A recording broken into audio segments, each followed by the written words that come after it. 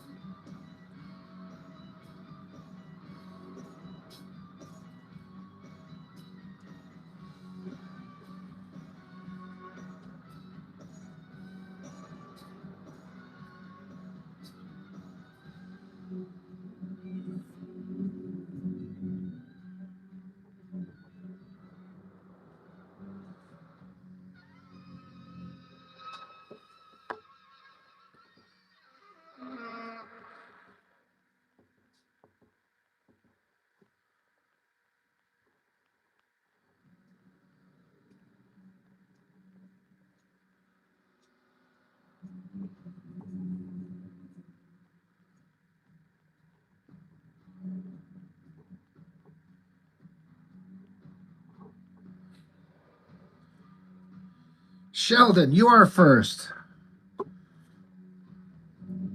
I wish I could say there was a prize.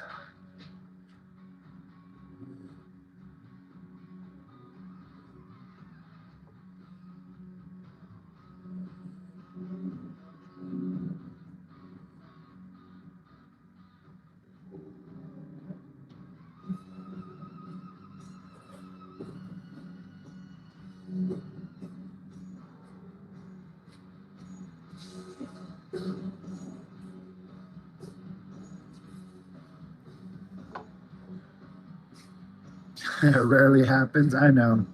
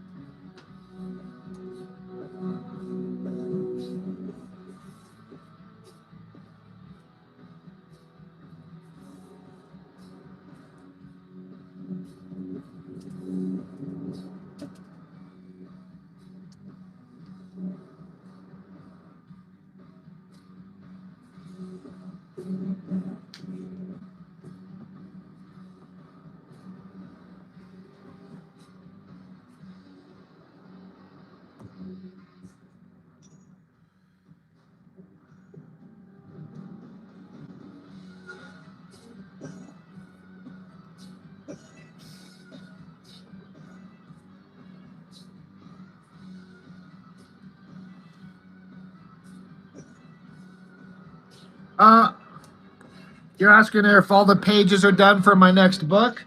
I have finished penciling them. They are with the inker, and he is working on them. He's he's getting close, but yeah, I finished penciling the thing a couple of months ago. So yeah,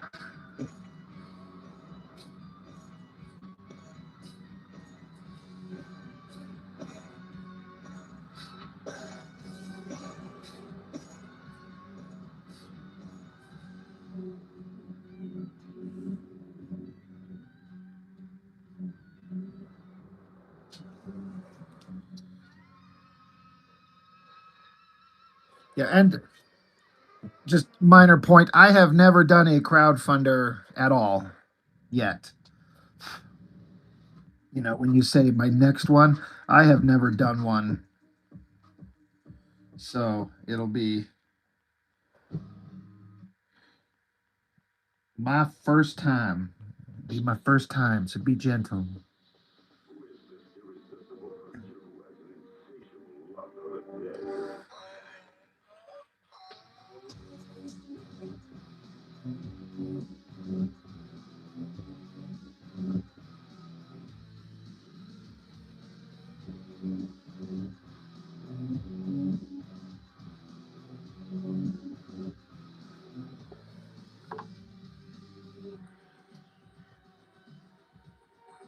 John Ironfield, how's it going? I've just been doing. I've got. Sorry if this is a repeat. I know not everyone's heard it, so sometimes I feel like I'm just repeating myself, and everyone's already heard this. But I've got some stuff that's going to go into it. I'm putting fake ads in the book for books that will never exist. That are all kind of just the intention is to for the humor of it. So I've done about four of those, the art. And then this is the characters, some of the characters that will be in the next one, not the one that I'm going to do now. Well, this guy in the center, he's in the book coming up, but all these others are going to be in the next one after that. So I'm just kind of occasionally, like in the case of this, I'm just drawing them to kind of just get a feel for them. These four guys are kind of becoming one of my favorite things to draw. I've drawn these guys several times. Might be a cover to issue 2 or 3, something like that. And occasionally I'm just drawing stuff just that entertains me because I can't. There's not too much I can do exactly in terms of getting a crowdfunder going until the inking is done. We kind of made a point to make sure that the book is done, like everything's finished on it before I do a crowdfunder so people can know that it's ready to go.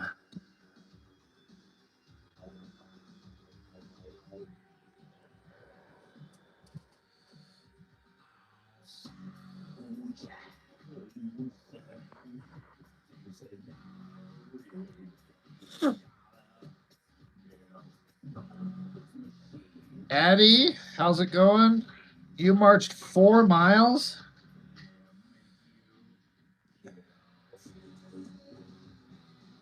Your weekend is taken by chores, band, and school. How can you be the weekend and still have to deal with school? What point do you get a break? You're a hardworking girl there.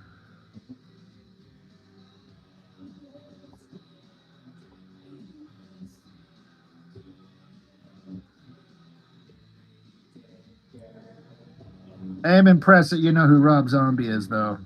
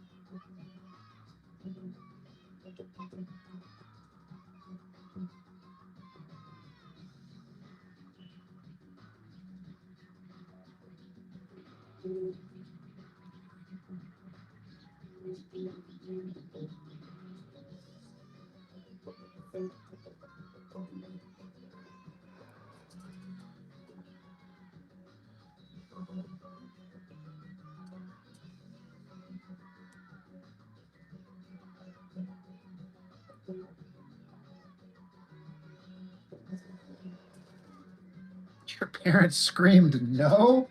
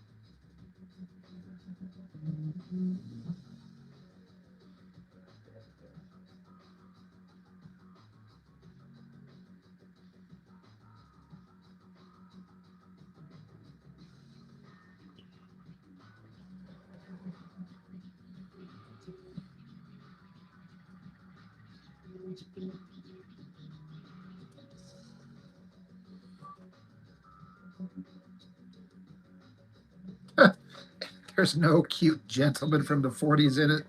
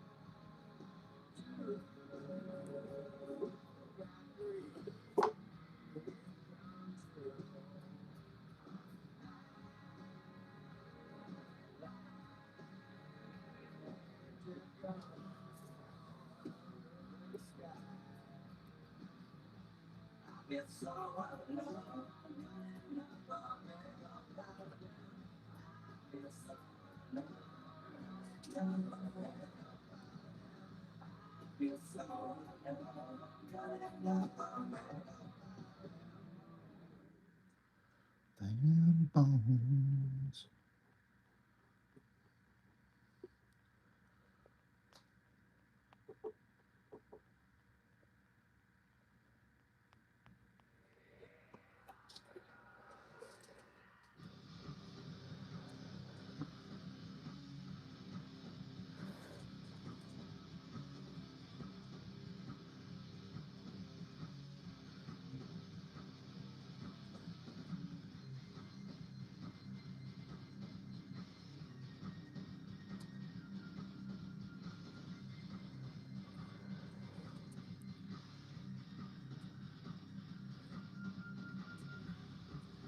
Dan, the breaking news man.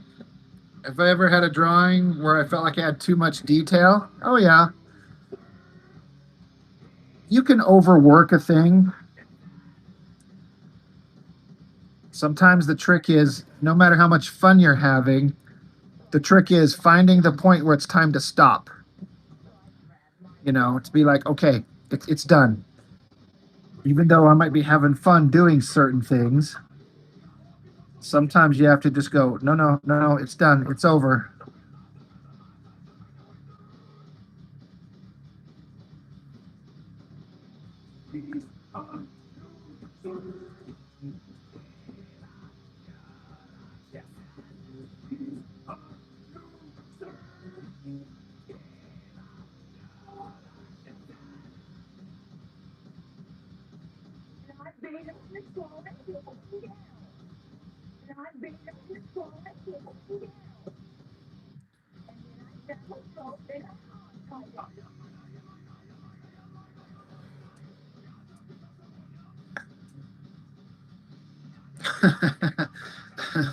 When in doubt, over render. That is also, that's valid.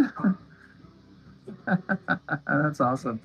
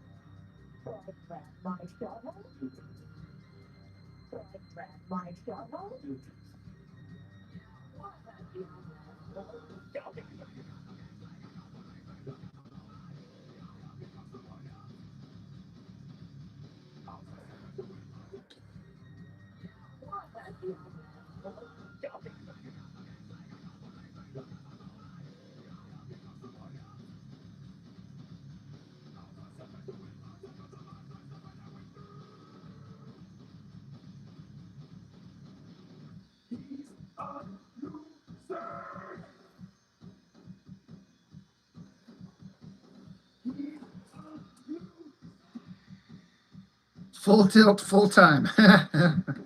Absolutely.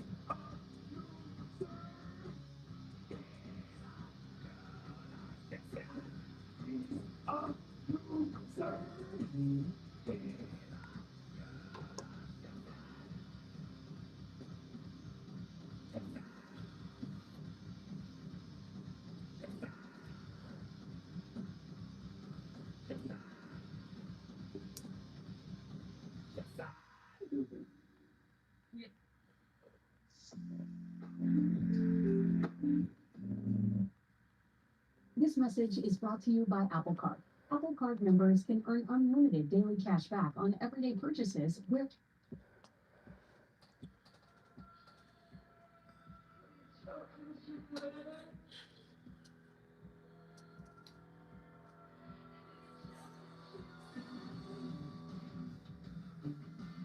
I don't know what shadow light and the grid style is actually. Sheldon, you haven't heard Static X in forever? I kind of got into Static X late. When I first heard of them years ago when they first come out, I thought they were stupid. I was like, "What's this guy and all these weird dance moves he's doing and a beard thing?" And but then I don't know. Years later, I'm like, that shit's actually awesome.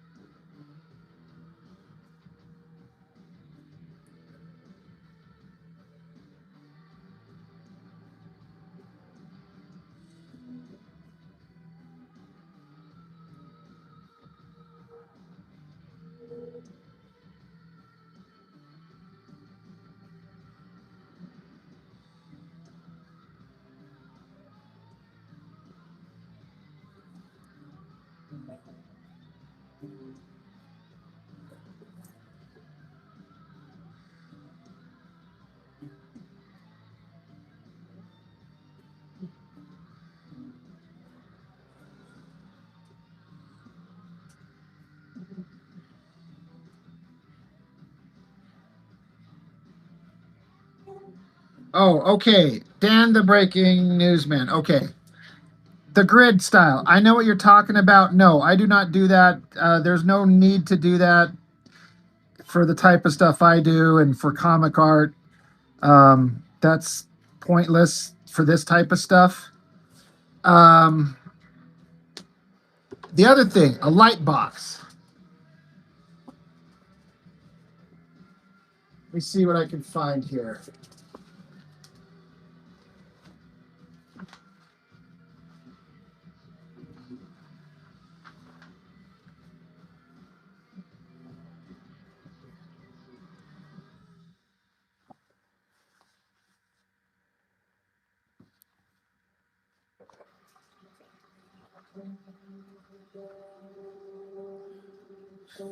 But anyway, God, I'm looking for it. I can't find it, but I'm looking for the. Oh, it's actually probably. No, I removed it. Okay. Yes, I do a light box. I'm just trying to look for the examples. Like, here's that, and where the fuck is the actual original drawing? Crohn's disease and struggling with your symptoms? It's not too soon to talk to your doctor about Entyvio for moderate to severe Crohn's. There's a finished drawing, and then there's the rough sketch where I do the light box from this rough sketch to pencil and then ink the final drawing. Oh yeah, here we go. There's a final drawing there. Just had the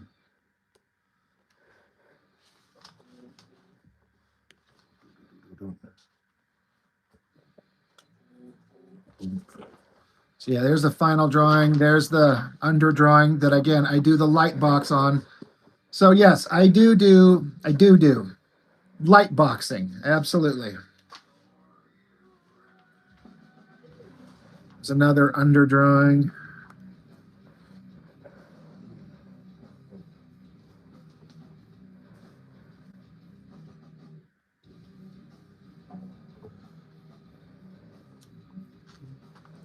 Yeah, some people do it, some people don't. I've found that it's the best way for me to get the best version of the final drawing that I want to do. So I do it a lot.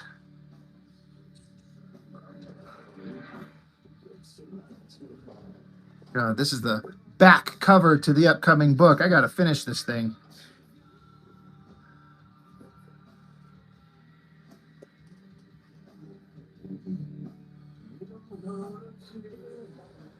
I'm so blind.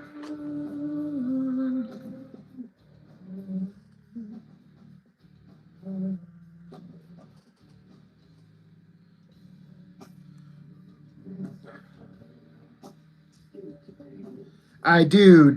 Addie, I love that you know corn. Your stock is rising. Your stock is rising.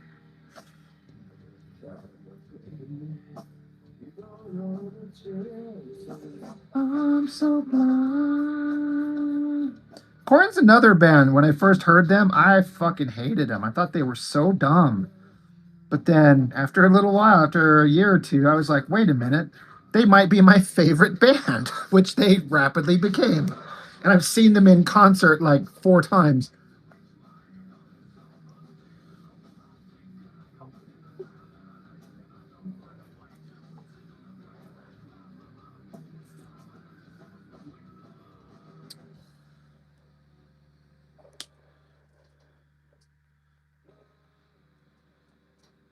I can see, I'm going blind. I can see, I'm going blind. could see I'm going blind. I could see I'm going blind. I could see I'm going blind. I could see I'm going blind.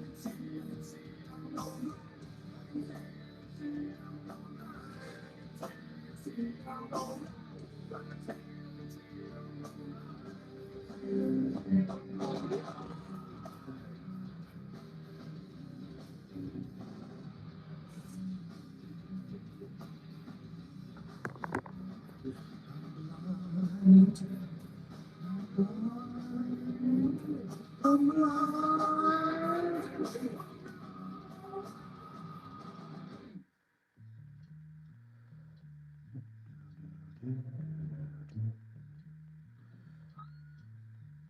Last time I saw Korn, Jonathan Davis, the lead singer, actually was getting over COVID. And so he didn't want to not make his concert. So they have a chair for him to sit in because his breathing was hard. No one wants to be known. So they had a chair for him to actually be able to sit in and do his singing. And then they had some oxygen that they could have him sit there and heave on in between songs. And so the band would just play, like, just play music for several minutes while he would sit there and hit the oxygen tank and just kind of regenerate and rest. And then he'd get back at it and keep going. I was like, you know what? Respect to that guy. You didn't have to do it. He was him and the one of the guitarists were the only original members still playing because one of the other original members, just like a day before, had come down with COVID, so he was isolated and everything. But so they just had one guitarist and then Jonathan Davis as the only original members of Korn actually playing at that particular concert. But you know what? It was still awesome.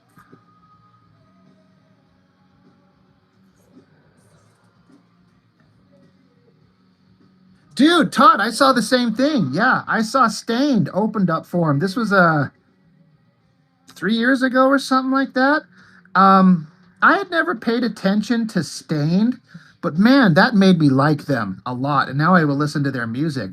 I didn't dislike them, but I just never paid attention. But seeing them live, I was like, oh shit, I like these guys. Okay, yours is back in '01. Okay, so mine was a little more recently.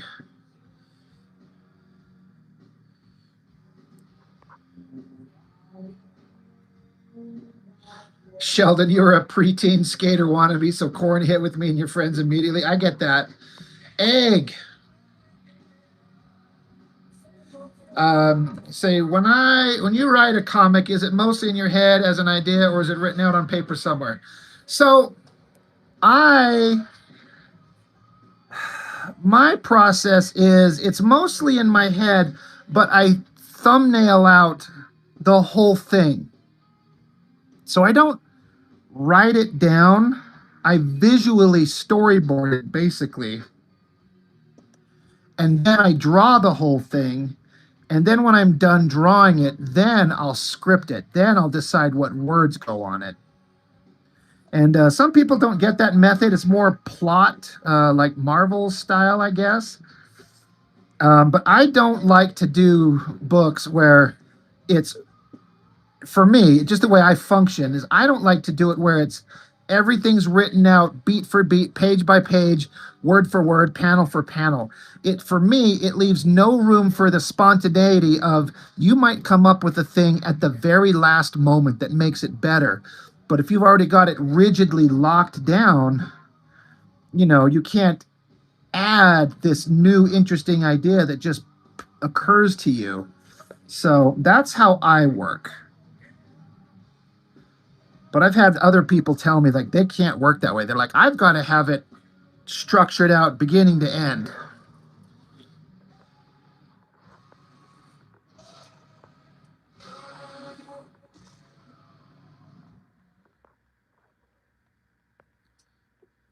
Big crispy chicken, of course. But we put it inside of the salsa, which is genius.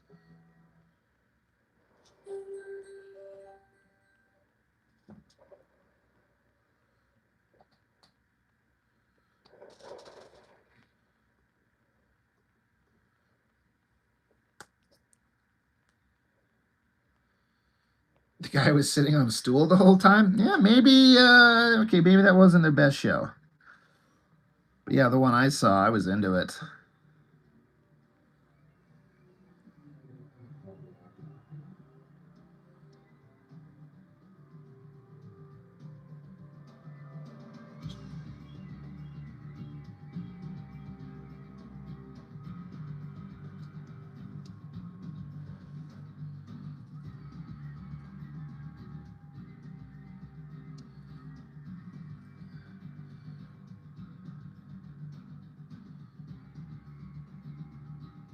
Did Barry Windsor Smith draw it and write it out of order? I didn't know that. That's interesting. And how do I save my pages? They go onto a jump drive and then, they get sat around, and I know exactly where they are when I'm using them, but when it's been a couple of years, I forget where the hell things have gone to. Like it's on this jump drive, or maybe this one, or maybe that one.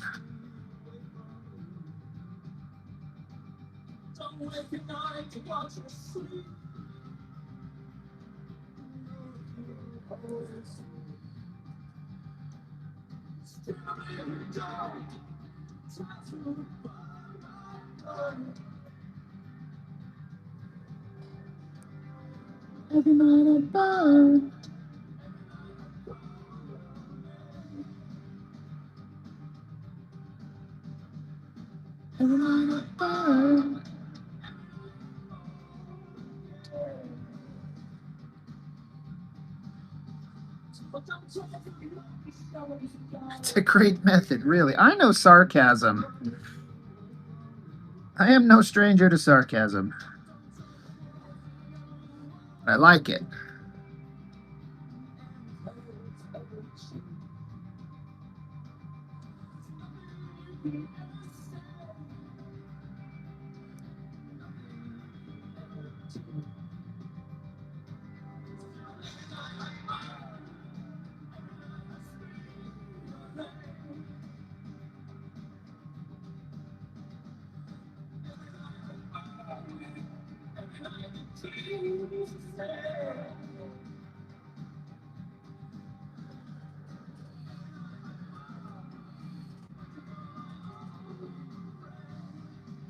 Refined linseed oil and acrylic paint. I've never messed with stuff like that. It's too messy for me.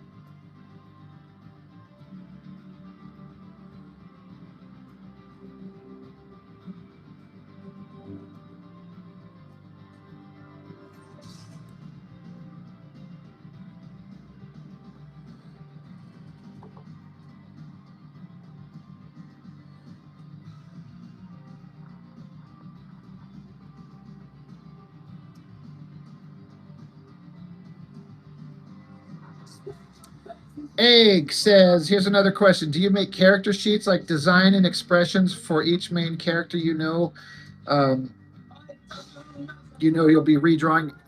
No, I don't. And again, maybe I should.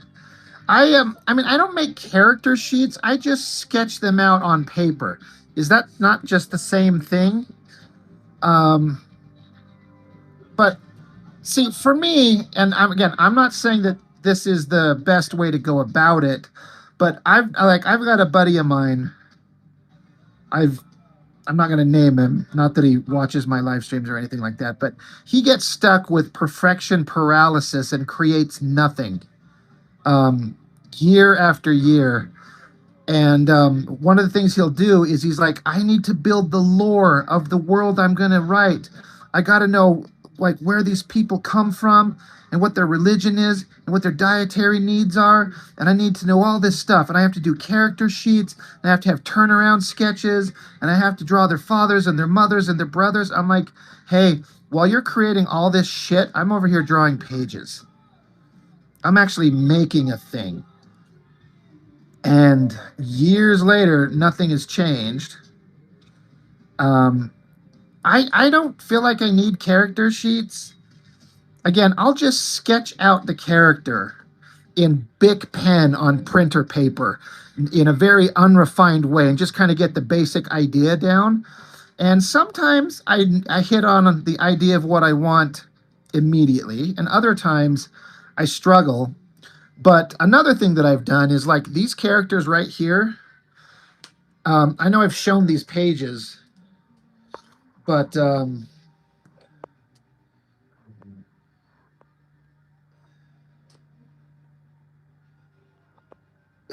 sorry, I'm catching myself up. Adam Brooks, he gets that paralysis. So does Todd. I will also, like what I'm doing now is I'll just start drawing the characters. You know, these guys that I'm drawing here, I didn't have a refined finish idea for them, but I'll just draw them. I did this one of these characters. I've done this one. What the hell is behind this? Like, I'm just working out the characters, but I just find I'm more interested in doing finished art of the characters. And so, like, this was the first time I drew this character. I had it in mind. I had it in my head of what I wanted to do. So sometimes I just I'm just going to draw them in a pose and do a finished drawing and like refine it as I go. And again, I'm not saying that that's a smart way to do it.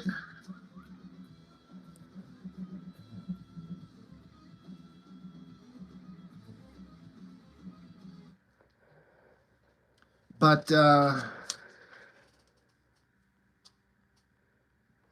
yeah, I just yeah, I don't do like finished like on Bristol board. Here's the front, here's the side, here's the back, here's the top, here's a close-up of their face in a front and then a 3/4 and then a side. Like, I don't do any of that shit. I never have. I don't have the patience for it. I just scribble in Bic pen on printer paper and then just go from there.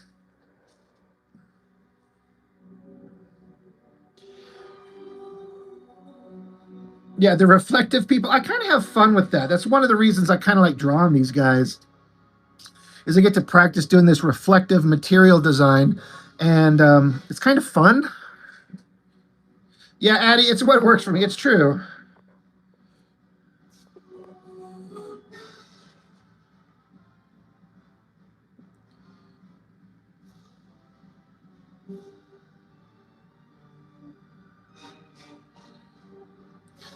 Roland, reportedly, Barry Windsor Smith dumped all 80 pages off at the Marvel bullpen. He accidentally missed a panel with Logan's pecker, so he cut it out and covered it with ink before the editor arrived. That's hilarious.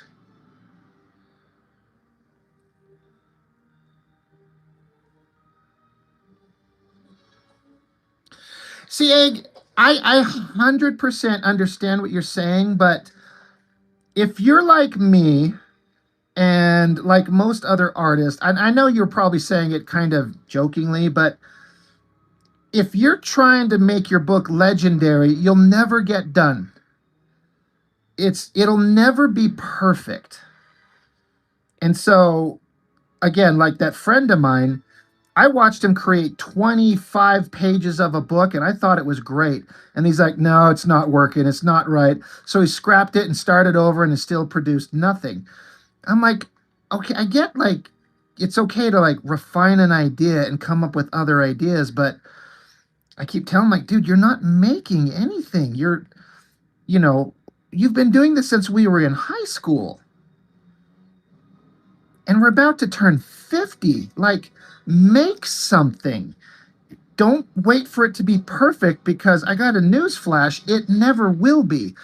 Everything that you make, you will look back on it and go, well, I fucked up this thing. You'll wonder why you dared to put a line down on paper and how you let yourself get away with it.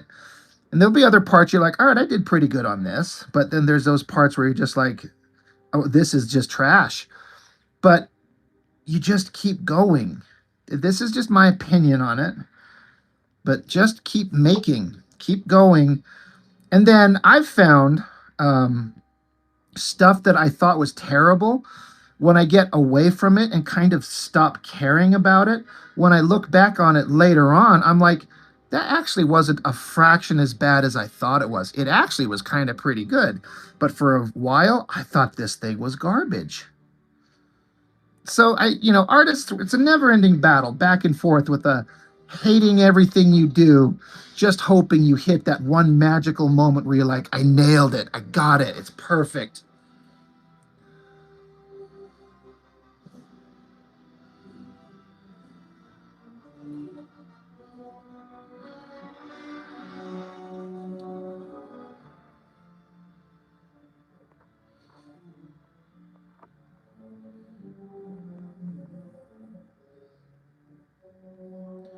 Egg, you feel like you just got one shot to nail your book? I mean, yes and no.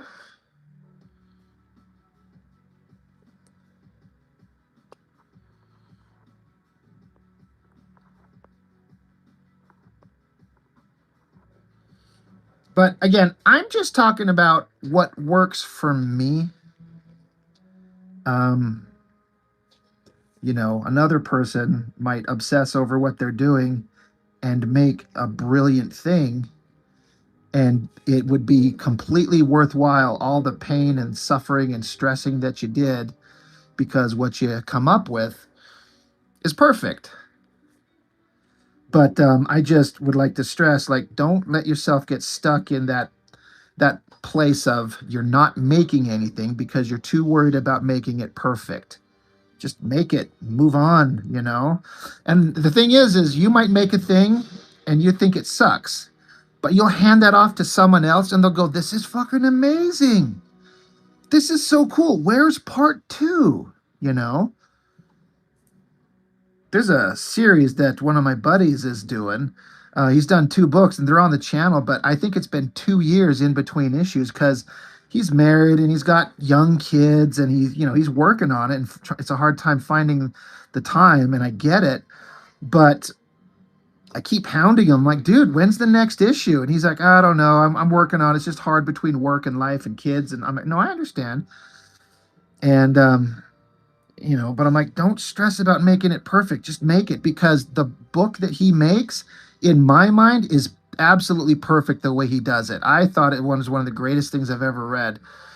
And I'm like, I said, dude, when you make your next one, I will hype the shit out of it on my channel. Like, let's sell this thing. Let's get it going. We're all our own worst critics, right?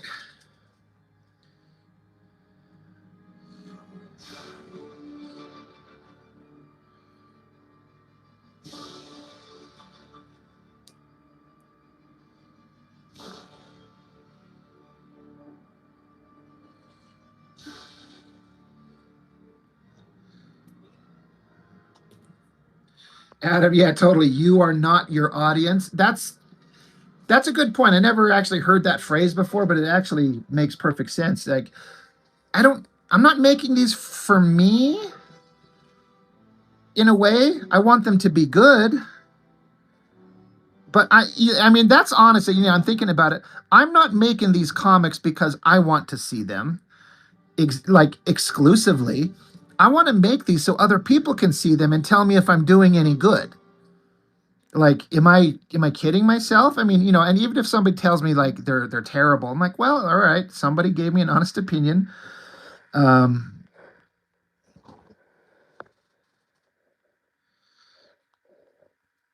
Todd, I'm still your worst critic. Sheldon, Michael Turner's advice for that was to make the thing. If you see things that are wrong, learn from it and do better on the next thing. That's how I say. That's what I completely agree with it. You won't like it, but you'll do better next time. Just go like, you know what? This next time, I know what I'm going to do. I'm not going to make that mistake. Like I was reading the first couple chapters of my last the last issue of my He-Man fan comic like 2 days ago, and I'm reading some of the dialogue and some of the pacing on it. I'm like, man, I fucked this up. I'm like, I goofed this part up. This kind of reads weird. But at the time, I had slaved over it so much. I'm like, okay, I think I've got it. You know, I edited and re-edited, and then you looked at it over and over and over. But then I put it out there. But then I went back and looked at it. I'm like, it's a little wonky. But it's done. And hopefully I'll do better this next time. Egg, you just don't want to get it rolling and get painted into a corner story-wise?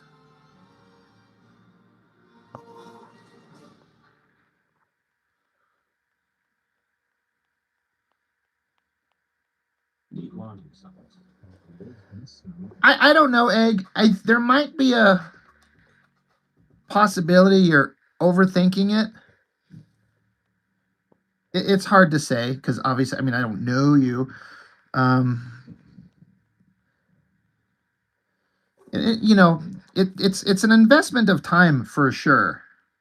So you don't want to like sit around and put all this effort into a thing and then back yourself into a corner that you didn't see coming. But that's why I draw everything out first so I can visually see it. And I've had things where I'm like, I storyboarded it out a year in advance and it flowed exactly perfectly from that. And then there's other ones where I had it,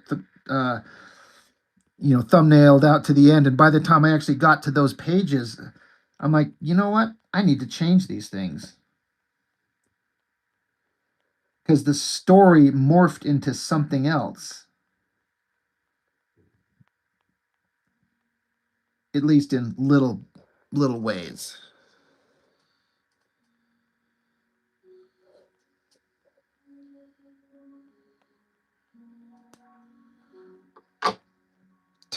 What if you're the guy, the one in a million guy with those ideas? Maybe you could be.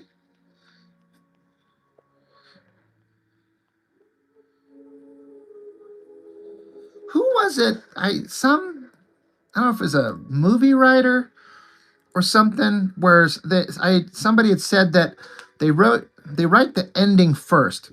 Here's the end. This is where everyone ends up, and then they work towards that ending, that goal. I thought that was interesting to hear somebody say that that's how they work.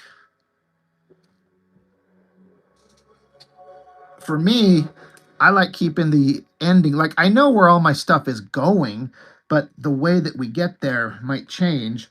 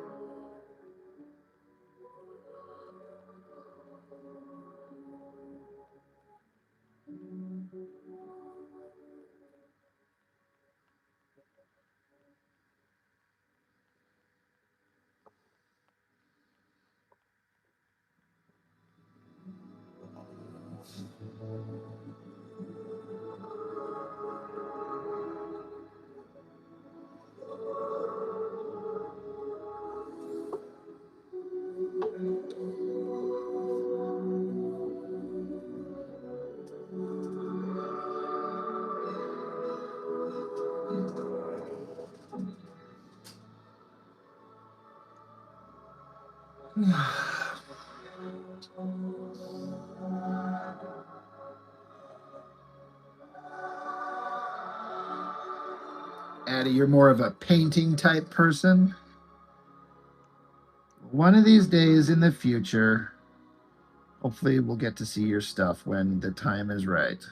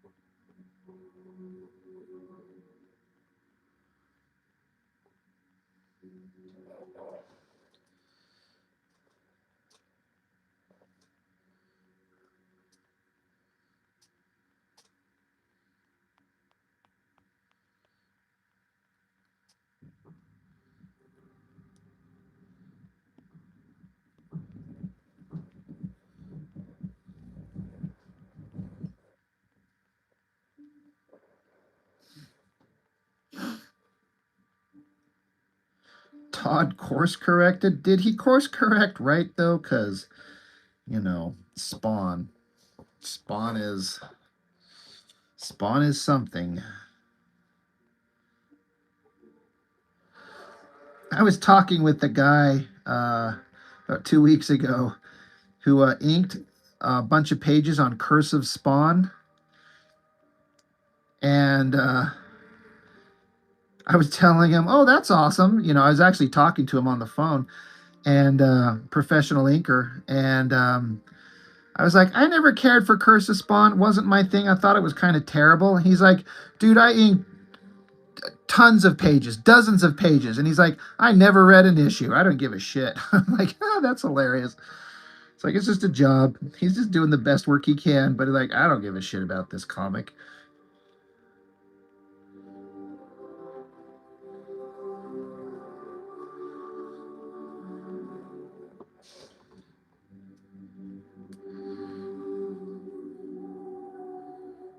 He course corrected enough for the Spawn readership. Oh, Todd. Larson had, in my mind, the most perfect superhero comic going that I had ever read from issue 1. And then he had the dragon crush that little alien monster kid's head, which reset the universe and took Dragon out of the universe that he was in and sent him off into some savage world, and the book never recovered. He had everything going in like this perfectly awesome, great way, this direction that I just loved. And once Dragon was off into issue 76, this savage world book was over. I didn't know it at the time.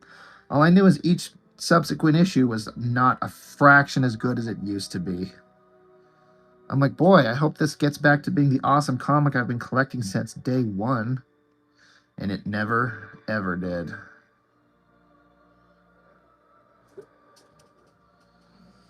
Nope, Addie, you are wrong.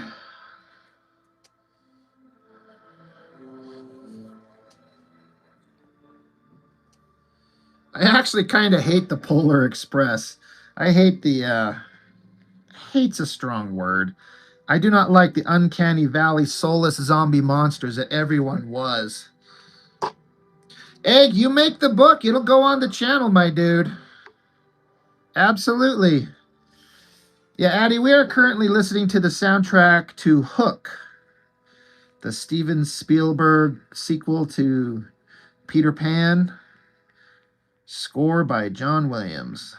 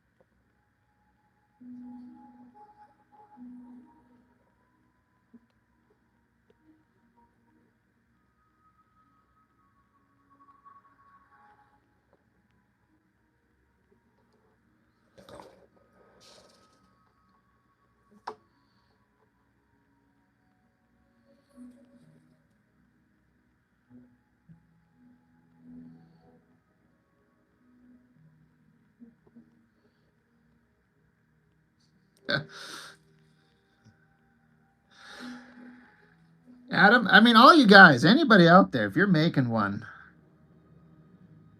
you're part of my crew here, so to speak. I'll show it.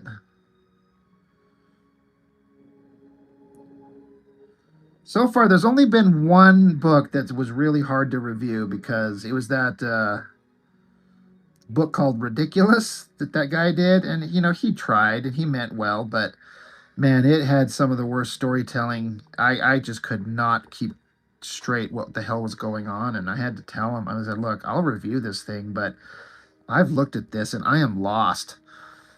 I do not know what's going on. It doesn't make any sense, my friend." So he's like, "All right, just be honest about it." I'm like, "All right, try and make it into like a learning experience," and it went over.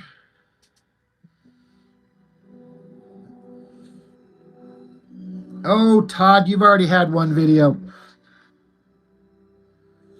Second one will happen. I'm already behind on a couple others. I'm always behind. But Todd did that awesome Transformers book, and I've got volume 2.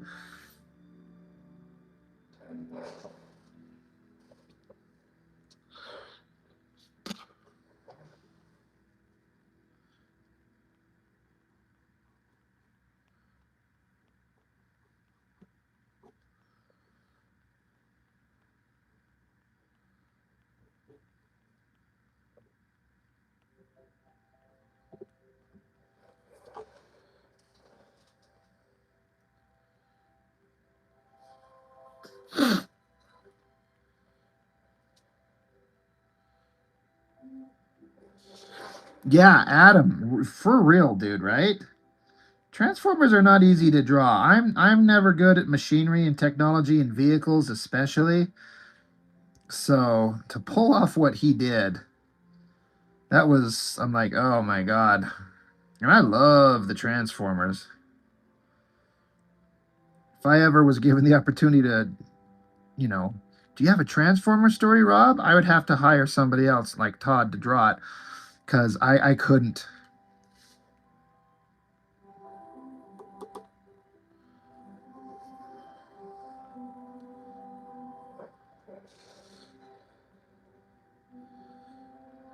Yeah, I hate drawing perspective. Yeah, me and you both.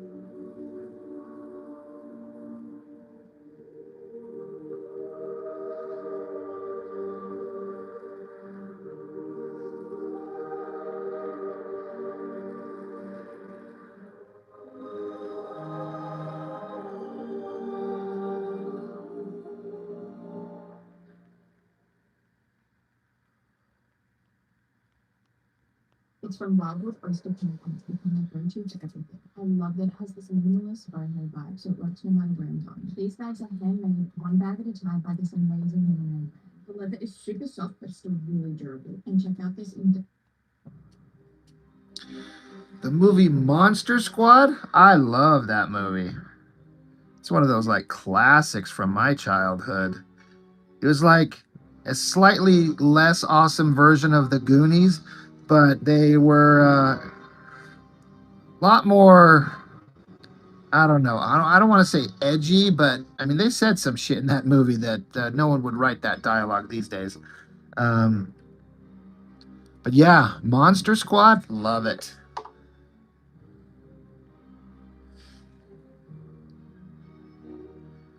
Though upon revisiting it, it is kind of hard to imagine how that mummy and the creature from the Black Lagoon were any kind of threat to anybody at all, because the mummy, all they did was just like unravel him and he was done. It's not like he reformed himself. And then the creature from the Black Lagoon, he just took a single shotgun blast to the chest and he was dead. Like, that's fine, that's easy.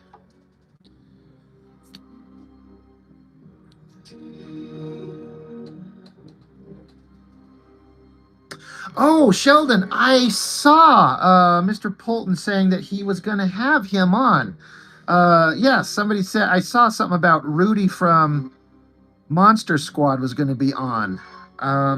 Thanks for the reminder. Yeah. That's one of those, I'm like, I guess that guy didn't he didn't have an acting career, I guess.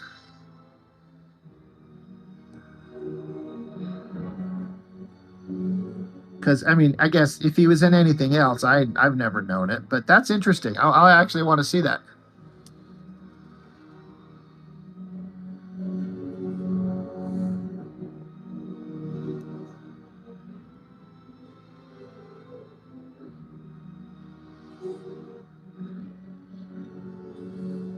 When you saw Dracula in Addie, you talking about the Monster Squad movie? Or something else? It's funny because in the Monster Squad, they made the Dracula guy. He wears like the most cliche Dracula outfit ever, but the guy portrays him pretty, like, he's pretty evil. Like when he picks up the little girl at the end, he's like, "Give me the amulet, you bitch." I was like, oh shit. That was, wow.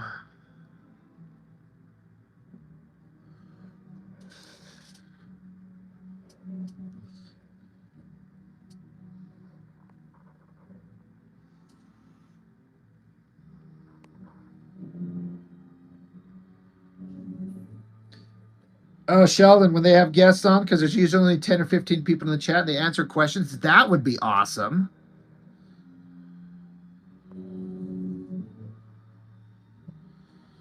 Egg, the dumb cartoon about the magic Rubik's Cube with a face? I don't remember that. At least not off the top of my head. That's.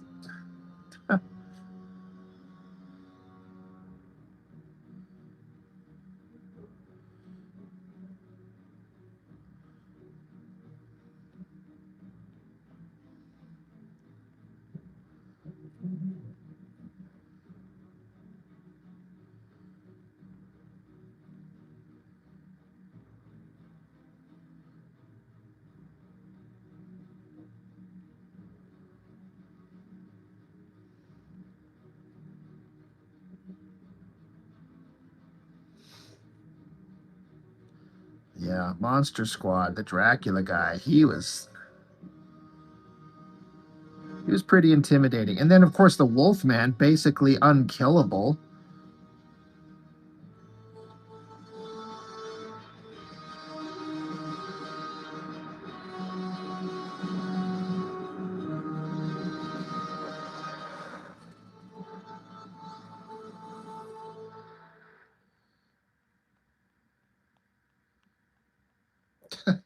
"12-year-old thought the Dracula was an attractive fella."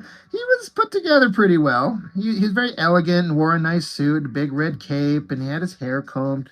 He didn't look like a slob. He just happened to be a ancient, monster responsible for the deaths of probably millions. But yes, handsome. See, guys, handsome gets you far in life. I wouldn't know, but I've seen that.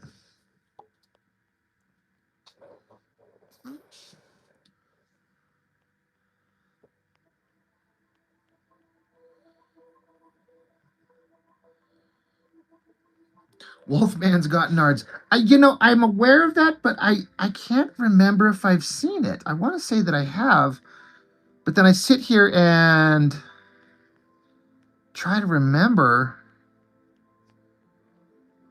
I don't know if I remember, so maybe I haven't seen it. I remember they talked about how the kid who played, they just called him Fat Kid, which is kind of fucked up, but that was very 80s. I guess the kid's dead.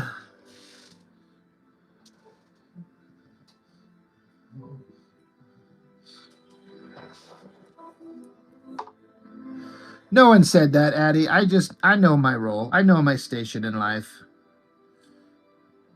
I have to get by on my personality.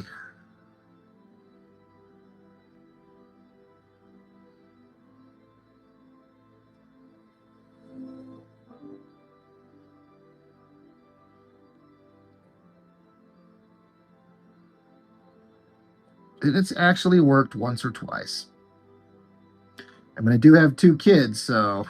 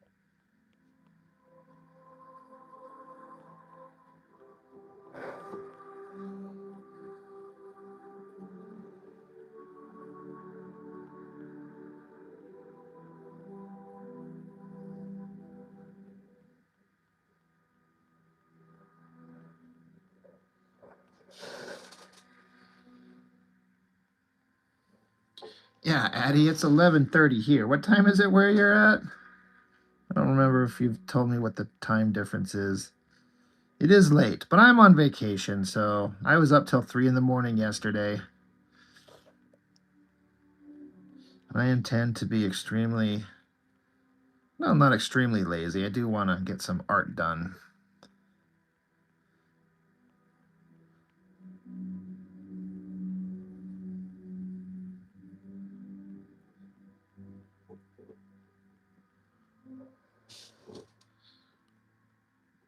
$12:30 in the morning. It's Sunday. Yeah. All right. Well, thanks for stopping in, Addie. Thanks for being one of the fellas. You might wear a skirt, but we're all brothers.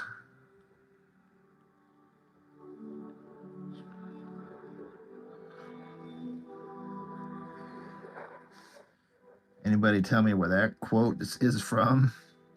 She might wear a skirt, but we're all brothers.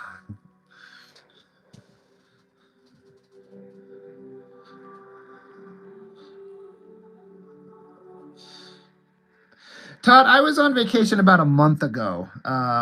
I have 4 weeks of vacation. Well, at the time, I had 4 weeks of vacation, and I still had 2 weeks to burn up. So about a month ago, I took a week, and this is my last week of vacation on my current schedule before it all resets, which is next week or the week after. And I have now hit 20 years at my job, so I get 5 weeks of vacation. I'm actually going to cap out. I don't get to acquire anymore. But I had to burn it up because my stupid job, if you don't use it, it just vanishes. It just goes away. So I'm like, yep, taking a week off. 4 weeks later, taking another week off. So I get 9 days because I got the weekends, in front and at the end of it.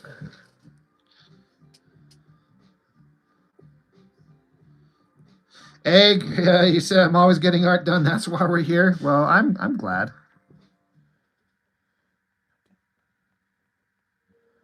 yeah, 20 long goddamn years at that job. It is what it is. The only thing that I mean, being for real, the only thing that keeps me sane is I get to come home and do this shit. You know, I it's not like it's a secret, but every human being, when possible, you have to find something in your life to pursue that brings you joy. Because, you know, like Rocky said, life will beat you to your knees if you let it. So it's all about finding that thing that you love to do. And then if you're fortunate enough to be able to carve out time to do it, and it doesn't have to be a hobby or anything. It could be just like your family, your kids, or whatever. Building up your OnlyFans website. That's something, right? But yeah, I don't get emotional fulfillment from my job because it sucks, but it does pay the bills and it gives me a schedule that I really need. So on the flip side, it sucks, but at least I get to do this. And the YouTube channel being, I mean, I was going to say successful. I don't know what the gauge of success is, but way more successful than it ever has any right to be. And then I get to meet all you fine people and interact and get to share art and conversations and weird story bits about our lives. This is fun. It's a creative outlet that I need this thing.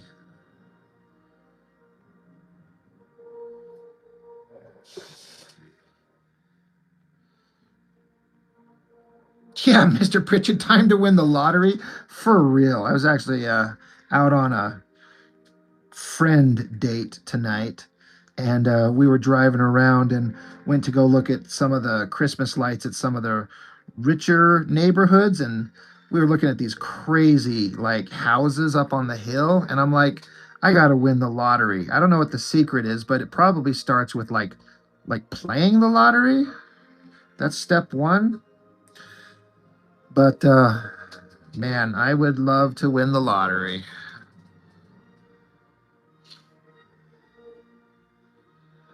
Egg, you were 24 years at a place. You never got 3 sick days and 5 vacation days each and every year. Holy shit. Yeah, that sucks. Yeah, I mean, I work at Home Depot, so I mean, yeah, I had to put in 20 years to get here, which again it's either next week or the week after is my actual hire date. And so I reached the cap of 5 weeks of vacation, which is almost, it's not quite, but it's almost getting to take a week off every other month, you know. But the job that I do, I can't really do it. I can't take time off during spring because it's so busy. So it all comes at the end of summer and fall and winter. So I end up taking multiple, like, time off a lot in a row.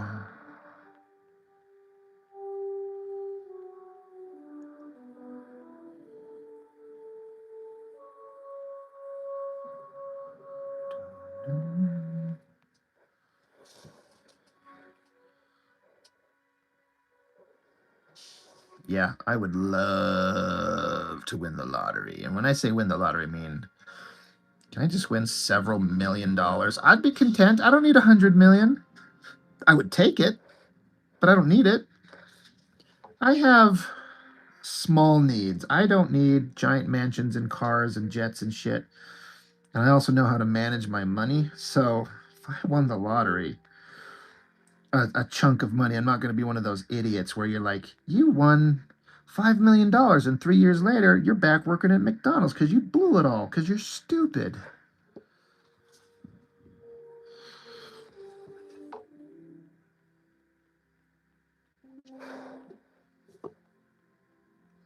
I mean, I am stupid, but I'm not financially stupid.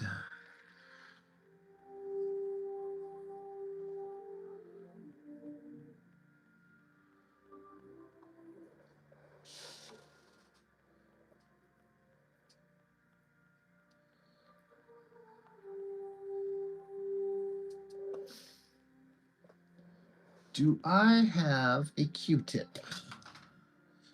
That is the question.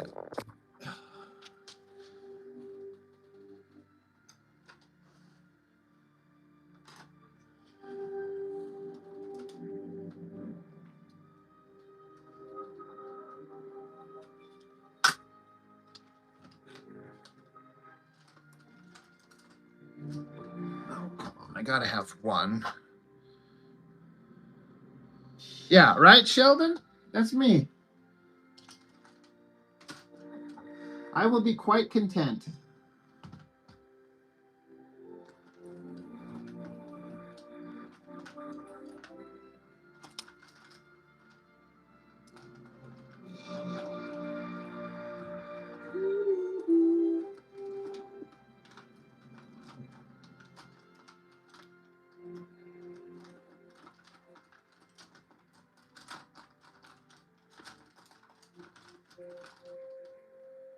Ugh.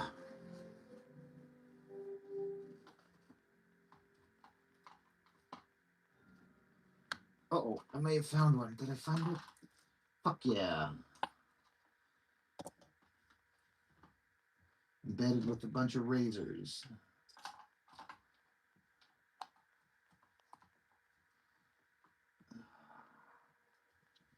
Jesus. Ugh, found it. Looking for this. Here's the artist's tool of the day. Hey, you guys want to hear something fucked up? Not that it matters. It's funny. I digging through my little art supply here. I found not that I didn't know, but I found that.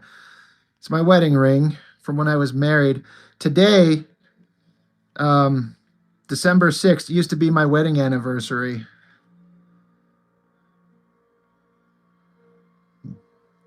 Yep, I got married this day in 2010.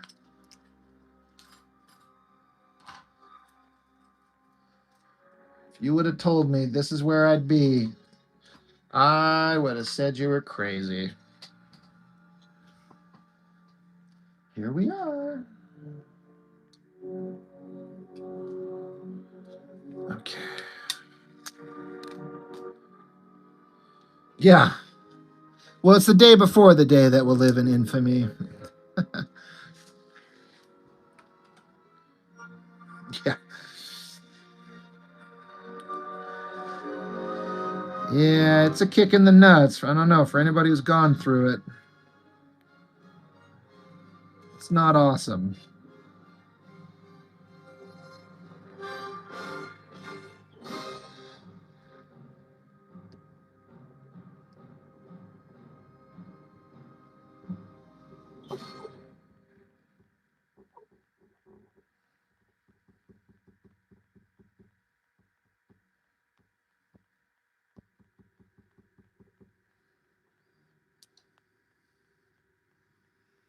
Pawned your gold wedding ring 10 years ago and used the money to take a girl out. Hell yeah. Adam, relatable, you know. Yeah. I can definitely say with assurance that it changed me forever. I used to be such a much more happy-go-lucky guy.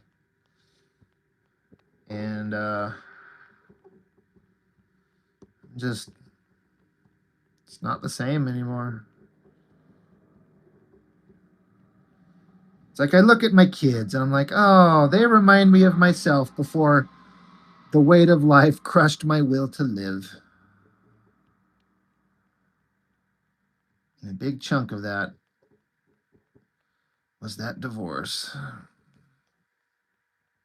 What's crazy is me and my ex-wife get along really well. We don't fight.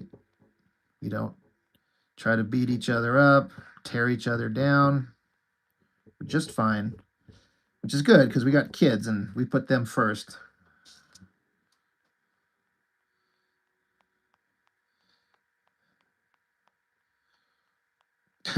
Divorce is almost as bad as marriage, almost.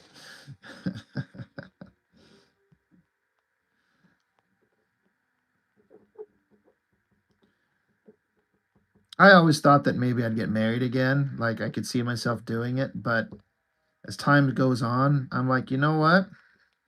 I don't know. I don't know if I have the capacity to trust anyone at that level again and put yourself into that vulnerable position of this person can destroy your life with their choices. And it's just like, you know what? It's just easier to just not. I'll just be alone. And I mean, not to sound weird about it, but you can pay for sex if you need it. You can have side booty if you can find it. But just like, I don't think I don't know if I could. There is someone out there. There is one girl I know that I trust, and I would marry her if she was interested, but she's not. So who knows? But on the flip side, anybody tells me that they're getting married, I do tell them, ironically, do it. If you're sure you got the right person, if you found your person, it's the one of the best things you can do. So I'm very hypocritical in that respect. Scary thoughts by Rob, right? I frightened myself.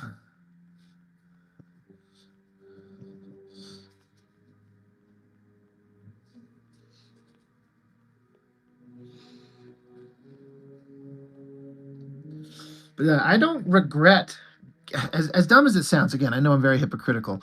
I don't regret getting married, and I wouldn't go back and undo it. If I like got somebody gave me a DeLorean, would I go back and tell myself, don't fucking marry those 10 years? There's someone out there, but she's crazy and a stalker, right? See? I wouldn't change it. It taught me things, and I still like all the time I spent with she who was my wife. I just don't think I'll ever do it again. My ex-wife, on the other hand, I was number 3 husband. She's on number 4 now.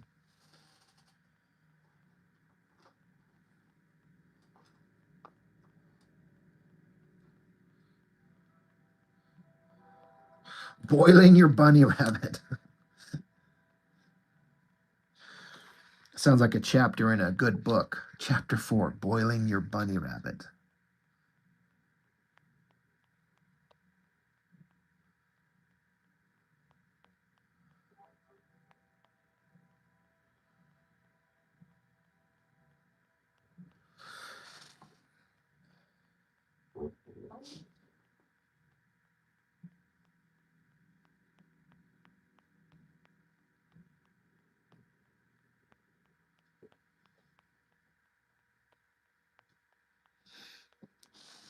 Before discovering Verb Ghost Oil, my hair was a. And you wouldn't take your first marriage back either? Yeah. I am lucky in that it may not have lasted, but like I was saying, we treat each other really good, and you know, we were prioritizing the kids, and we talk back and forth about how the kids are doing and what they need and what's going on in the world, and so all is well in that. Because I've watched her brother go through 2 horrible divorces, and I've watched my sister go through a god awful nightmare divorce. And I'm like, you know, it may have been the most fucking horrible thing I ever went through, but the end result could be way worse.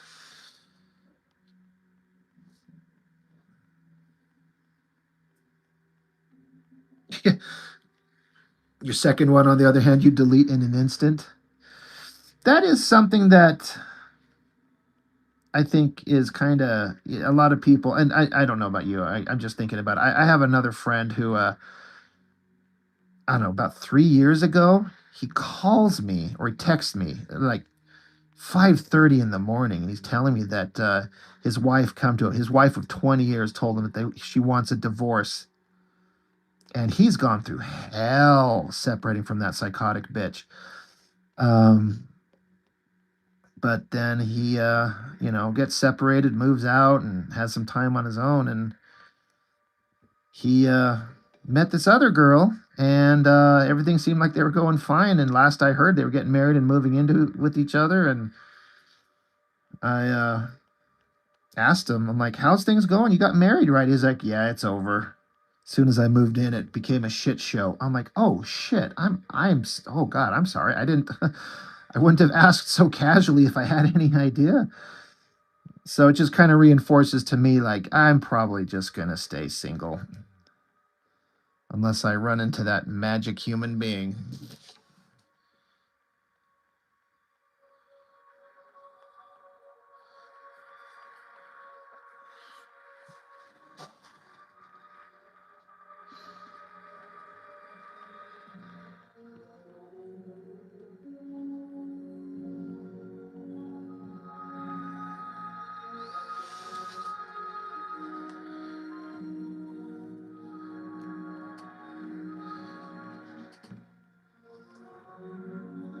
Sheldon, you know that paralysis analysis you guys are talking about? You got that for marriages, luckily not for comics. Hey, a win is a win where you can find it, right? Egg, yeah, as soon as the ring was on, shit show city. Yeah, I guess that's what happened with my buddy. Um, and I wanted to tell him, in my opinion, I felt like he was moving on too quick, and I get it. It's like you go from being in a marriage for 20 years, 3 kids, like it's an entire existence, and then you feel like such human garbage. You feel like a failure, a loser. This other person's beating you up, they're dragging your name through the mud. You feel like you'll never be loved again. And then you run into somebody, and maybe this other person's just as damaged as you, and you both like just jump into it like, "Oh my God, I can be happy again." But you don't see all the fucked up shit that maybe you should. And I'm fortunate that I've been able to avoid that. But my buddy, I think he jumped into it. I wanted to tell him, "Thanks for staying in, Adam."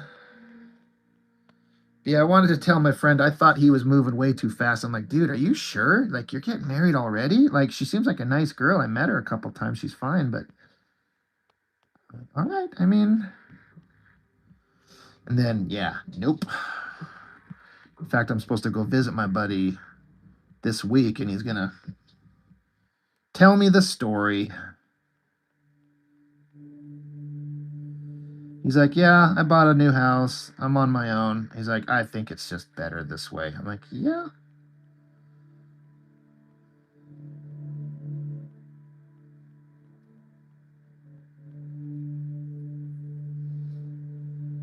Maybe it is.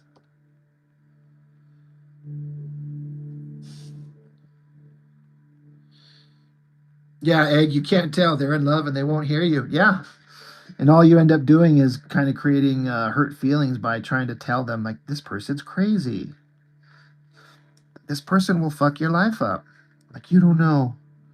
You're not giving them a chance. I'm like, all right. I'm here to support you. I just want you to be happy. And I hope I'm wrong. But we end up being not wrong too often. You know what sucks for me is I can think of like 3 different girls that I know who I would be in a relationship with if they weren't um uninterested or already taken. Like this person would be perfect for me. And that person has everything that I think I would want. But yeah, 2 of them are um already in relationships that they're happy in, and I'm glad. And then this other gal is not interested in me at all, like that. So I'm like, oh well.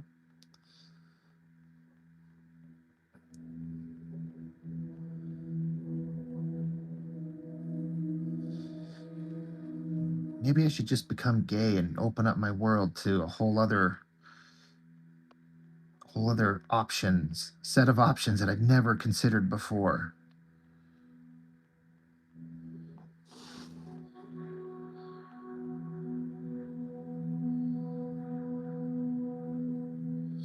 Statistically, if your first marriage don't work, you are doomed for divorce on the rest.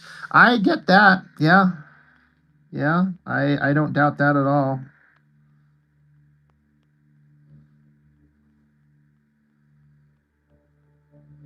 Statistically speaking.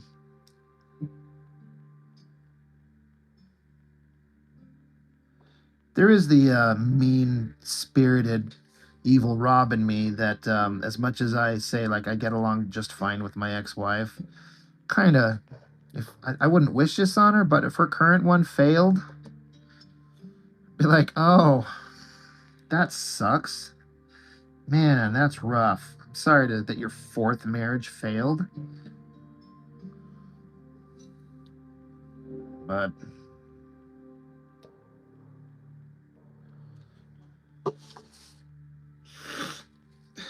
egg. Okay. All right. I'm just saying. I watched that Kevin Smith movie. Well, I've watched them all. Chasing Amy, and that girl was. She was like, you know, how hard is it to find that one true person that just gets you? And why would I cut myself off from this whole other option of people? What you know? So that's why I opened up the door to women in the first place. I'm like, is that what I should do? And then I'm like, no, I know what I'm attracted to.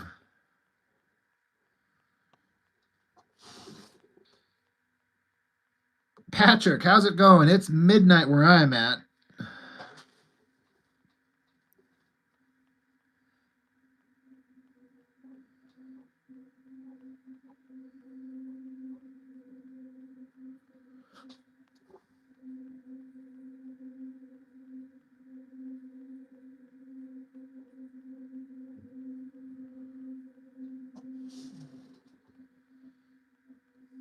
And friends with benefits is nice for a couple of months. When I got divorced, I reconnected with the first like real girlfriend I ever had who she happened I know this sounds weird. She happened to have been a stripper, but she had stopped doing it when I got together with her. And we've kept in contact. And when I told her I was divorced and living on my own, she's like, all right, I'm going to come over. We're going to fuck. I'm like, really? She's like, oh, yeah, let's get it. Let's do it. And so it was kind of like, as weird as it sounds, a nice little thing because she was kind of the first real girlfriend I ever had years ago. And just kind of being with her for the first time after being, you know, the only person I'd been with for a decade was my wife, who I just got divorced from. I don't know. Because there was no worry about we're not going to be anything, but we're friends and we're close and we can do this and we're both not worried about anything. So let's plow through each other a couple of times.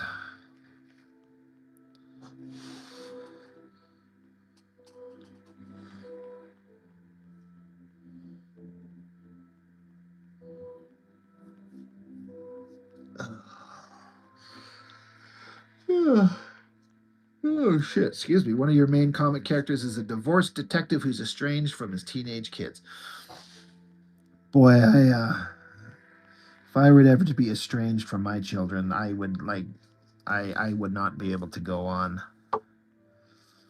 Those little monsters are my life now. I tell them, I said, there's honestly nothing on this planet that I love more than you boys. Nothing matters more than you guys. And I said, you're young and you may not understand it, but hopefully in the future you will understand what your daddy talks about.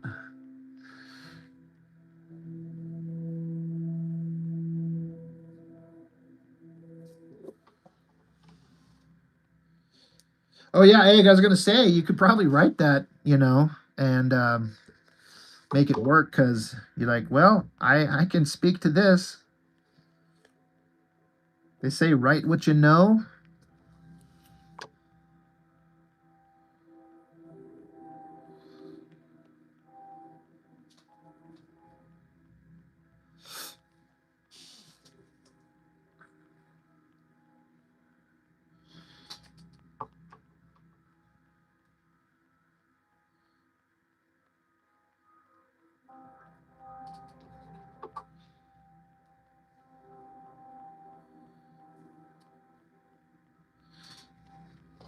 Patrick was saying something about pooping on ice cream, then he retracted it, so I'm curious to see what his edit will be on that.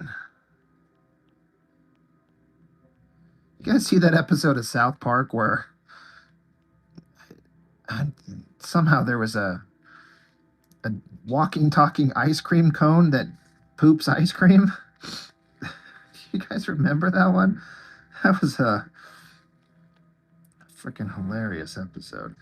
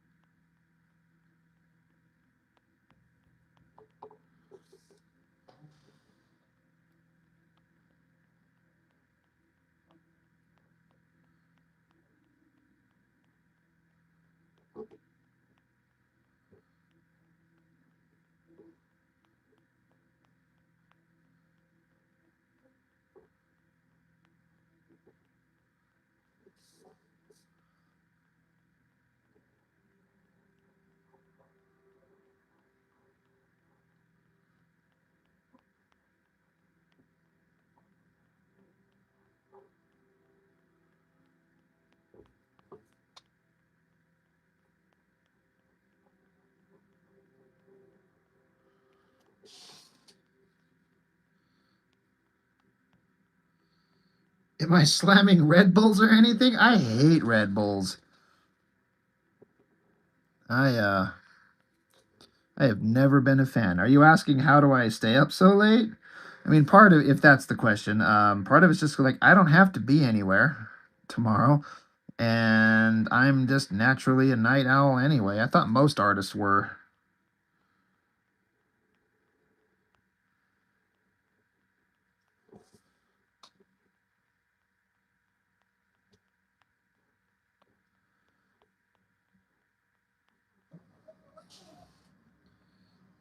Sheldon, yeah. So this guy, he shows up. He's going to be in the book that I'm going to put out, and he looks slightly different. All his like he instead of having claws on his hands and his fingers, like he's got these leather straps around his arms and like these blades strapped to his arms. But in the book, he gets his arms cut off, his head cut off, and a sword stabbed through his dick. So he gets rebuilt. He's kind of the Wolverine character, except he's just going to be dumber and way overpowered and way stupid. So he gets rebuilt with cybernetic arms, which is why he's got these spikes that eject out of his arms, and he's got Ripclaw type hands, and he can shoot out two blades like a Wolverine. So he's got, I just tried to put every blade thing on his forearms that we could come up with. Spikes down the back of his forearms, little 3 spikes out of the back of his hands, Ripclaw type blade fingers, and Wolverine type claws. And so he is one you've already seen, and then these others are new bad guys. So it's Killsnap, Tuma, Laserfag, and Warwhore. And they are the bad guys.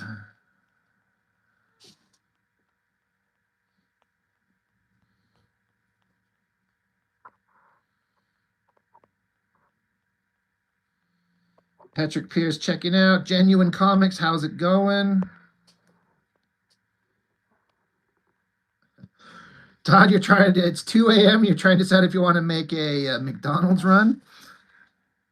It's like, sounds so tasty.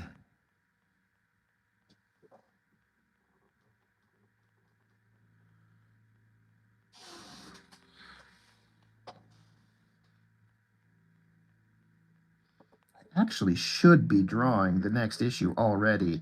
but I'm kind of having trouble breaking the opening scene. So I keep kind of waiting for inspiration to strike. So I keep drawing all this other shit, but I'm gonna have to really.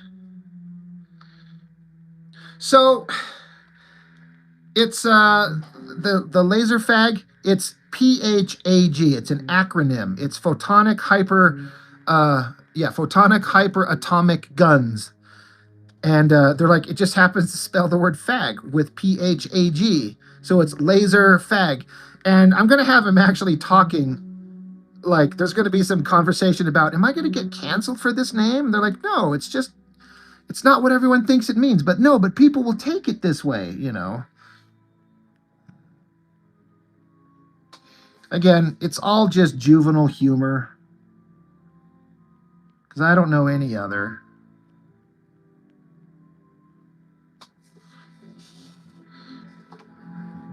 Yeah, I mean, well, clever, I guess, is subjective, but that's the intent.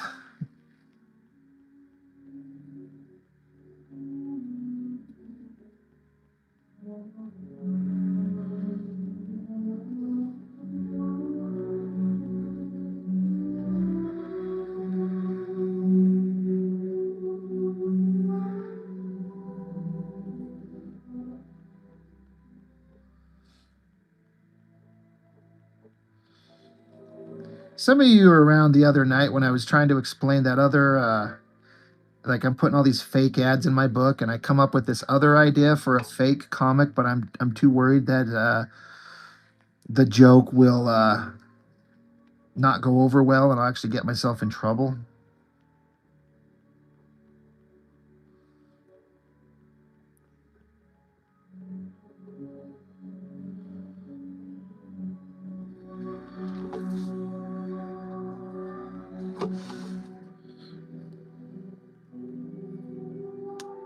Now, all this stuff I come up with separately of Blood Force. Mitch and I just think the same. This is all stuff that I come up with on my own and kind of developed independently. We just have similar brains.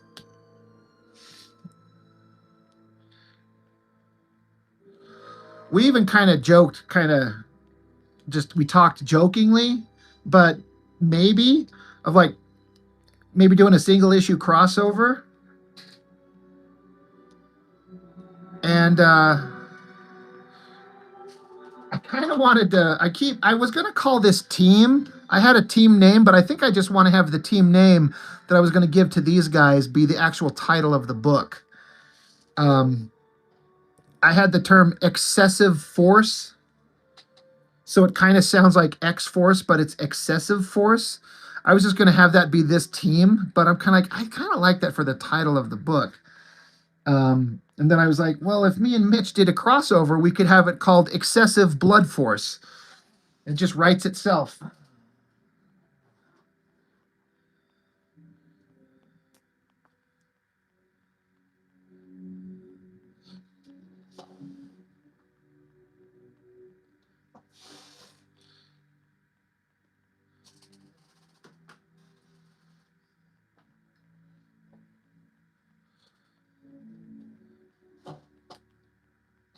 So I keep coming up with like vague ideas in my head of what we could do if we crossed it over. Basically, because these characters are not precious to me. Like, I'm having fun with them, but they're brand new. It's not like some deep idea I've come up with. So I'm like, if we crossed over, I would have to have his team like murder the shit out of my guys. They all need to like lose horribly. We could have big awesome fights, but just have my guys just die. Because I'll just come up with some contrived bullshit way for them to come back to life in a later thing. Or we just don't address it. It's like, who cares? They're dead. Guess what? They're back in the next issue.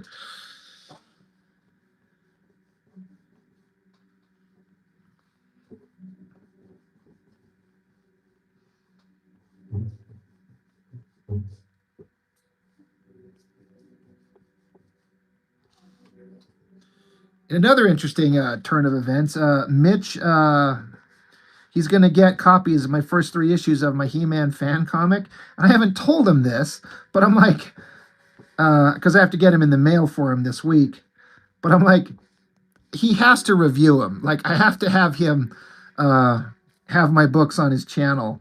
Um, so, but also like I have to tell him, you have to be honest. Like where you see if it sucks, you just need to say it because you don't need to kiss my ass. So I'm actually kind of looking forward to that.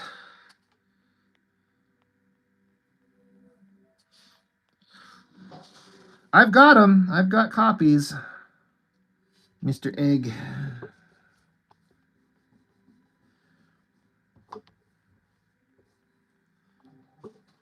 Wobble, wobble, wobble. So I erase things, everything shakes. So I've got a PayPal is the only thing I've got. I've got 6 volumes, so it depends on which ones or how many you might be interested in. Some people just get the first one. Some people get the first 3, which is what Mitch did. He's just getting the first 3 to start. And they're $20 a pop, so you know, I know that gets up there. My PayPal, I can write it down so you can see.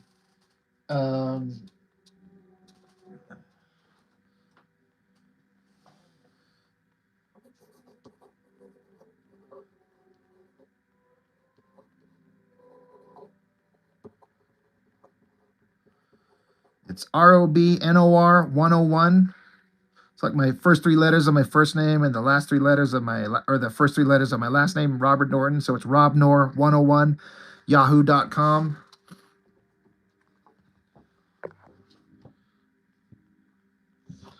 Yeah, I can sign them. Absolutely. That's no problem for me.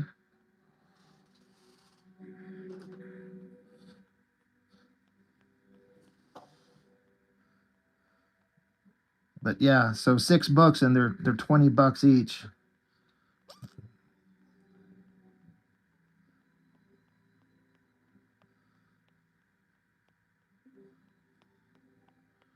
Which again, I know once I started making them, I'm like, God, the more I make these books, and they're so big, I'm like, am I pricing myself out of a market? Who's going to want to buy these books at that cost from a nobody?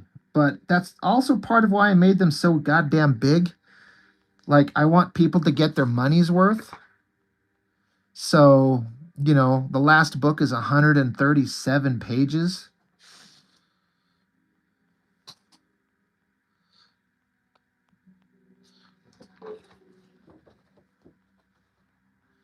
There you go, Egg.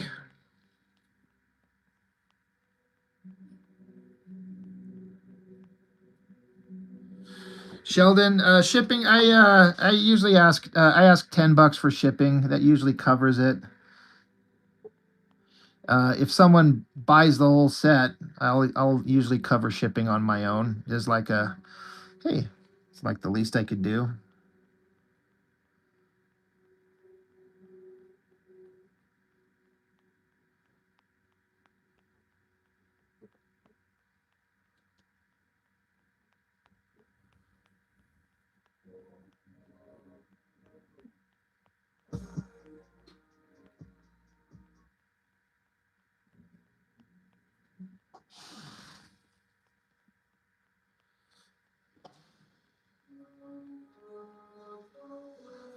Well, thanks, Egg. I appreciate that. I mean, you know, I'm always very much a no pressure kind of guy. Like, you know, if somebody wants them, great. I'd love to have anybody get their hands on them. They're not perfect, you know, but I did the best I could, and there's some I worked on for years. You know, like I was working on the first book back in 2010, and then there were life situations put big gaps of time in between, including the divorce. But once I got out on my own, it was like nonstop. And so I produced, you know, volumes 4, 5, and 6, 1 book a year. Because that's kind of how I kept my sanity.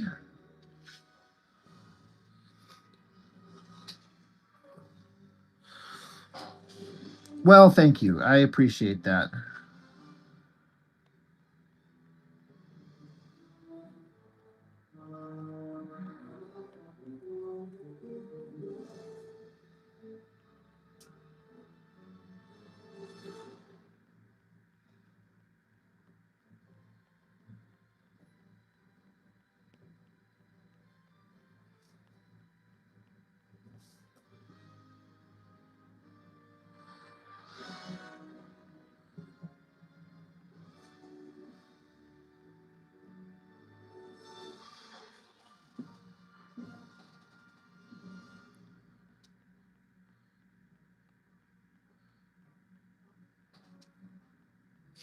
I married He-Man artist and he's not making He-Man. Oh, Sheldon, oh shit. Thank you. I just saw that. Oh, that just came through. Well, thank you. God, thanks guys.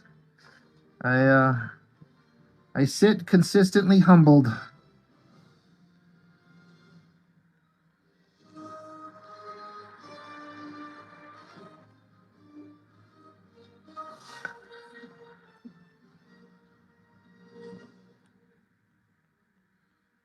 Egg, you're good with money. I'm not.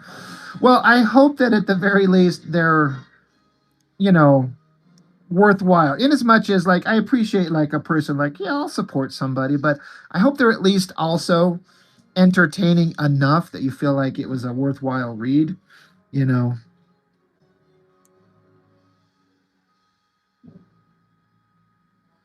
I kind of did the story structure slightly in reverse where I have the big main conflict happen immediately and then the rest of the books are the fallout of the big main conflict. But then it turns into an even bigger conflict, and I don't know. I had a lot of fun making them.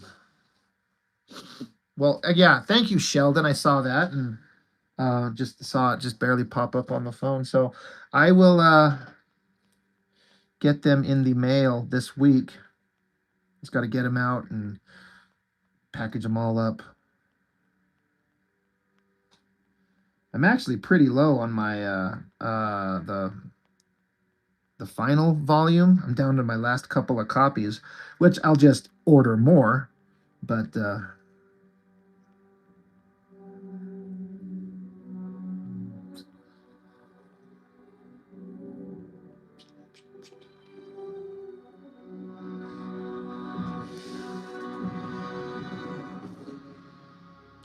you don't know if you'll be making any YouTube reviews? Oh, come on. No, I am excited to kind of see what Mitch would say.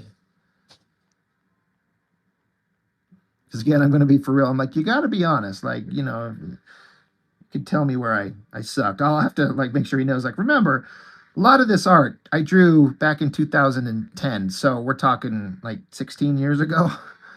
But even though there's a lot of old art in it, some of it I'm like, I still am kind of okay with it. Like, I feel like I could do better now with like the inking and the finishing. But there's several bits where I'm like, I kind of feel like I did okay. Like, I'm not ashamed of it. And then there's some parts where I'm like, oh, well, that's rough. But like I've talked with some other people, it's like I kept thinking, well, maybe I just redraw it. I just redraw the whole thing. I'm like, no, I can't. I can't redraw this whole thing. They're done. I've moved on. But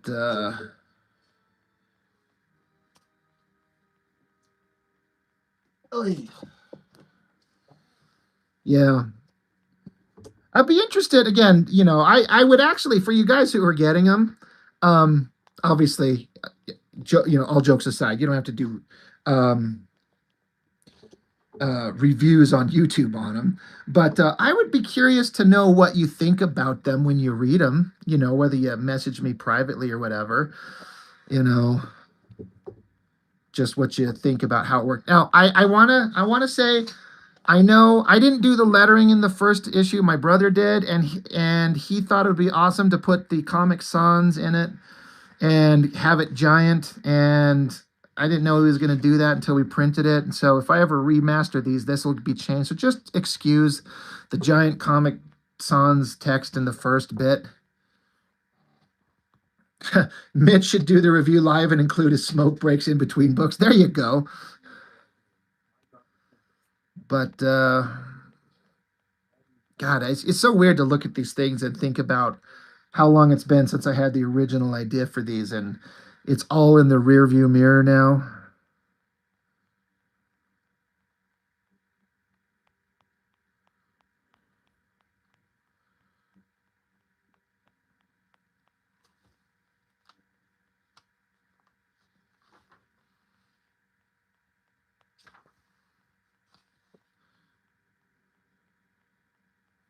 Oh God, no. My brother, he had a computer program to do the lettering, so he did the digital lettering on everything in books 1 through 3.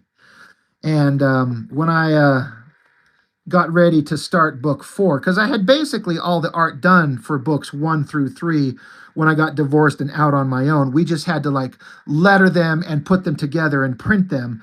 So when I started doing books 4, 5, and 6 on my own, I decided like, well, I need to learn how to do the lettering. So now all the lettering is mine in the last ones, and the art is 100% me in books 4 and 5, and then book 6 has about 30 pages inked by Chuck Gibson. Oh shit, I got a page folded over. That fucking sucks. Well, fortunately this is my copy. Jesus Christ, that sucks. Fuck that up. It's a way to ruin a book.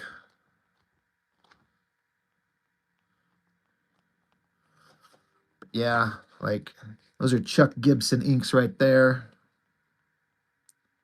They kind of stand out. They're cleaner and a lot finer.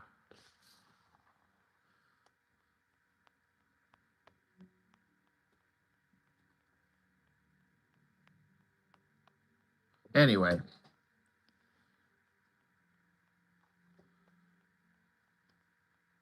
I think it's about time for me to shut her down anyway. But yeah, if you guys get these, when you not if you get these, when you get them, I would love to know what you think. You know, I'm always looking for feedback, and if any of the stuff that I intended like reads the way that I hoped that it would. And again, a person I don't think has to be like you don't have to be a fan of He-Man specifically to get this. Like you should be able to get everything that you need to know from them, but it also helps if you have watched the old cartoon and have some idea of what it's about.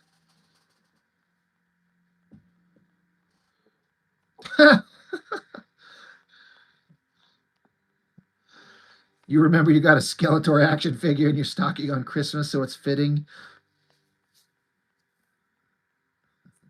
Yeah, Todd here thinks that I need to go for like 4 hours because he's going to be up for 2 more hours. You know what? Before we wrap up, I got to run to the other room. I bought a stupid thing at the store. I got to show you.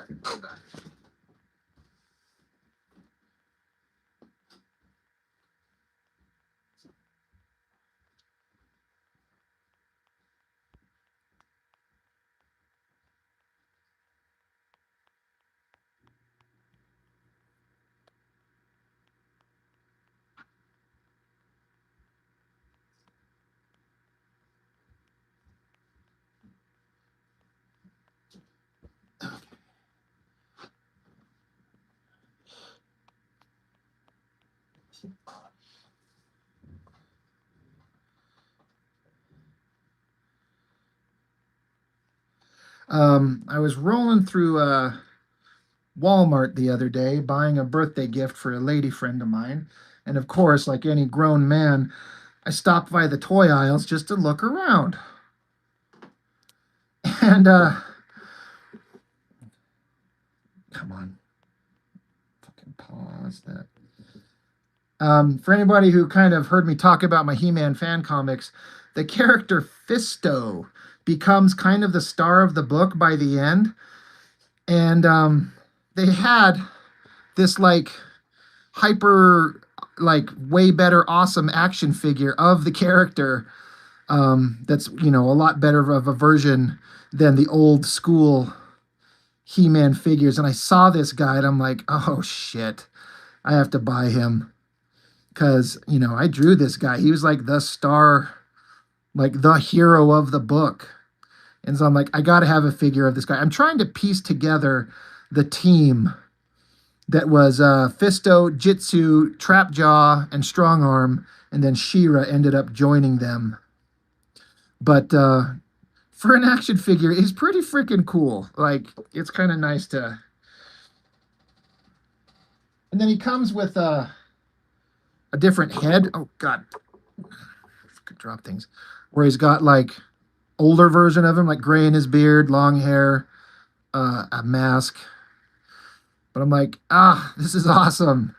So I bought myself a toy like a child. But you know what? I am perfectly fine with that.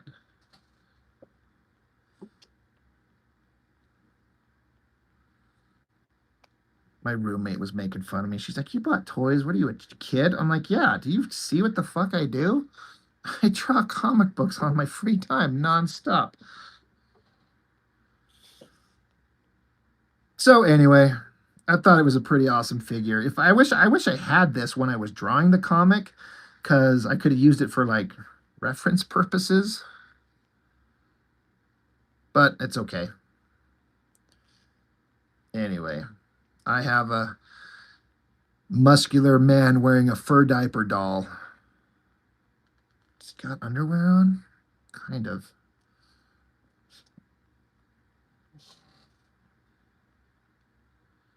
That'd be funny if they put a gray stripe in his fucking hairy shorts too. Oh, you make me want to get out some paint, dude. Holy shit. I should put this helmet on him or this figure and then put a fucking gray skunk stripe on his fucking fur diaper. That's hilarious. Yeah, he's got a sword. It's kind of pointless when his whole weapon is this giant metal fist. Oh, dude, Sheldon, that's the funniest shit. Oh, I would literally ponder like it's just a little literally looks like somebody just took some paint and put just a little streak down it the way looking at it probably doesn't. So if I just get something to match that gray color and just take his diaper, people be like, "What's that?" Like, what do you mean? Like, what? What's the? It makes perfect sense. Anyway, that's Mephisto. Mephisto, the Marvel demon monster.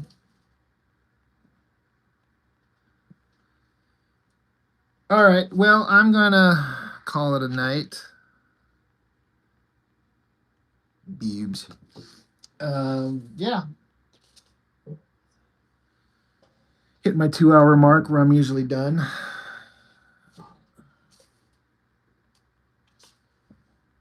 I'm basically done with this drawing. I mean, I just got to finish this girl's hair. That's more time consuming than I want to do right now. So I'm going to just be done.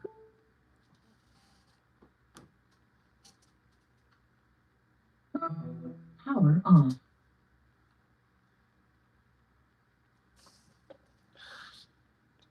Yeah, but thanks, guys. Todd, Sheldon, Egg, whoever else is floating around in here. Very fun as always, guys. Thank you.